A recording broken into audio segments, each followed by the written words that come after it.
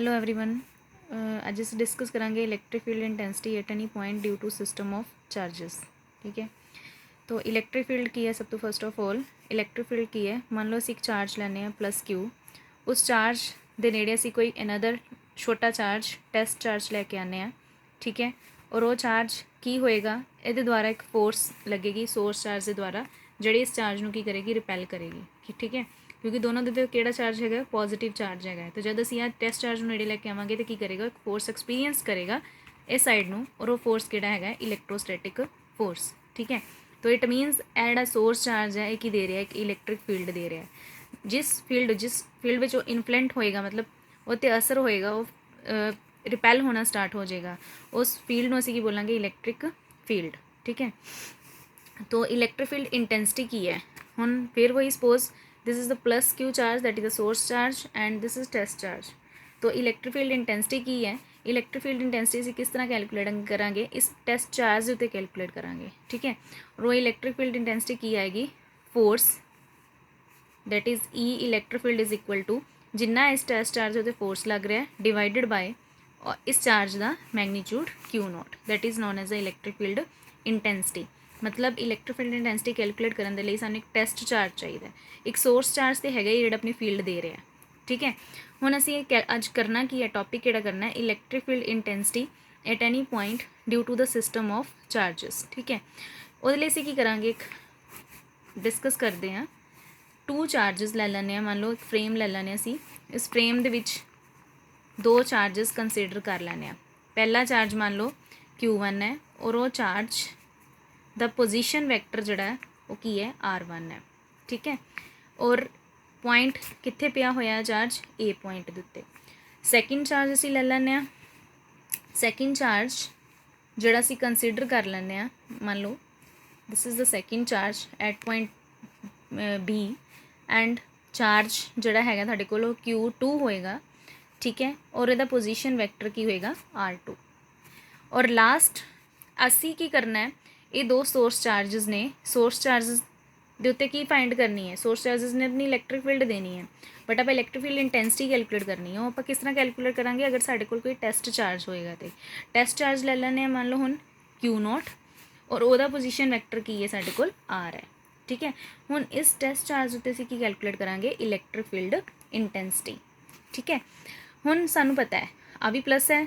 Charge है, यदी polarity भी प्लस है, तो साढ़े कोल इलैक्ट्रिक फील्ड जिहड़ी हुंदी है, सानू पता है कि अगर प्लस चार्ज है तो इलैक्ट्रिक फील्ड बाहर नूं हुंदी है, रेडियली आउटवर्ड। अगर नैगेटिव है तो इलैक्ट्रिक फील्ड अंदर नूं हुंदी है, और फोर्स भी सिमिलरली इस डायरैक्शन च आएगा। तो ये की है Q1 है Q2, दोनों के पोलैरिटी प्लस है, तो इट मीनस आ जिहड़ा फोर्स इस चार्ज उत्ते लगेगा बाय दिस सोर्स चार्ज, वो किधर नूं आएगा, इधर वाली साइड में आएगा, बाहर वाल नूं आएगा फोर्स। ठीक है, और एरो जिहड़ा साडे कोल इस तरह आ जाएगा, पहला एरो आ गया, सैकेंड एरो आ गया, थर्ड एरो साडे कोल आ जाएगा। इट मीनस कि ट्रायंगल बन चुके हैं, और ट्रायंगल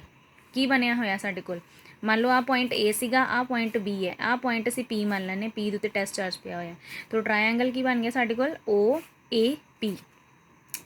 तो ट्रायंगल ऑफ वैक्टर एडिशन तो असी कढ़िया ही है, ट्रायंगल ऑफ वैक्टर एडिशन असी +1 किया होया ऑलरेडी। तो की हुंदा,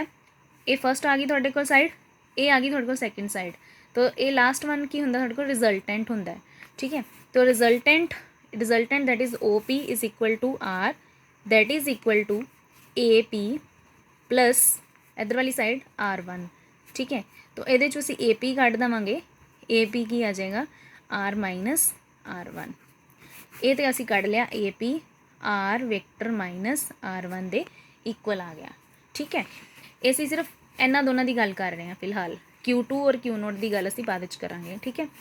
तो फस्ट ऑफ ऑल असी फस्ट की गल कर रहे हैं, तो इट मीनस ये फोर्स जोड़ा है वन चार्ज के द्वारा, मतलब इस सोर्स चार्ज के द्वारा जो फोर्स लगेगा वो की होएगा F1 होएगा, और वो F1 का इक्वल आएगा 1/4 pi epsilon naught. We know that 1/4 pi epsilon naught Q1 Q2 divided by R square. अगर असी वैक्टर फॉर्म की गल करते हैं तो there is a unit vector का इक्वल होंदा है, we know that this R cap is equal to R vector over its magnitude. तो यूनिट वैक्टर है, it is giving us the direction also. ठीक है, तो वो साढ़े को वैल्यू की आएगी 1/4 पाई एप्सिलॉन नॉट। दो चार्जेस ले है, एक चार्ज Q है, दूसरा की है Q1 है डिवाइडेड बाय डिवाइडेड क्या आएगा आड़ा डिस्टेंस आ रहा है इन्हों दोनों का ठीक है वो की आ रहा R माइनस R1 नीचे आ जाएगा क्यूब और नाल की आएगा R माइनस R1 ठीक है ये तुसी फोर्स ऑलरेडी टर्म डिस्कस की हुई हैं किस तरह आती हैं ठीक है इनू माइंड च रखना है ये फॉर्मूला कितना आया क्योंकि वी नो दैट कि इतने की आना है Q1 Q2 divide Q1 into दो चार्जिस लैके divided by distance the square but अगर असी वैक्टर फॉर्म च लैने तो यूनिट वैक्टर भी आएगा यूनिट वैक्टर आएगा तो उन्होंने असी खोल देवांगे ठीक है हुण F2 is equal two similarly F1 असी कढ़ लिया हुण असी कढ़ांगे F2 कढ़ांगे F2 भी की होएगा F2 किस तरह कढ़ना असी आ दूसरा चार्ज है ठीक है आ Q0 है इतने असी फोर्स देखनी है हुण फिर दोनों चार्जिस प्लस दे ही है तो इट मीनस आ जिहड़ा फोर्स लगेगा यह सोर्स है ठीक है आ टेस्ट चार्ज है फोर्स किधर लगेगा फिर इस साइड में लगेगा पहला F1 लग रहा है दूसरा की आ जाएगा F2 आ जाएगा हुण F2 सिमिलरली फिर 1/4 pi epsilon not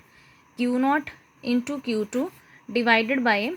R minus इतने की आ जाएगा हुण इहदा रिजल्टेंट कैलकुलेट करांगे तो आ चीज़ कैलकुलेट करनी है तो पहला तुहाडे कोल की है R2 है रिजल्टेंट की है R है तो ये की बन जाएगा R minus R2 triangle of vector addition निकालांगे तो R minus R2 the cube into R minus R2 ठीक है हुण दो फोर्सेस आपां निकाल लेने ये दो फोर्सेस ने असी की फाइल कैलकुलेट करना है हुण एक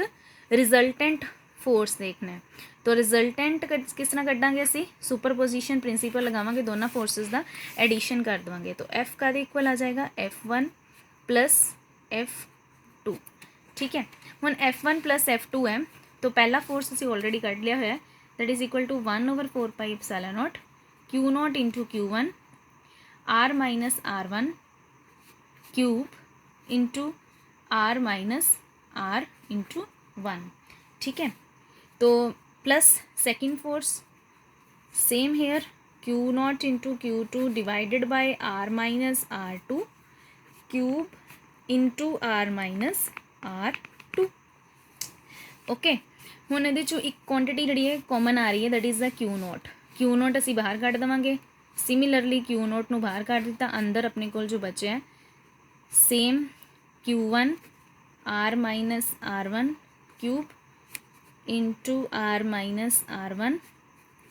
प्लस 1/4 पाई एप्सिलॉन नॉट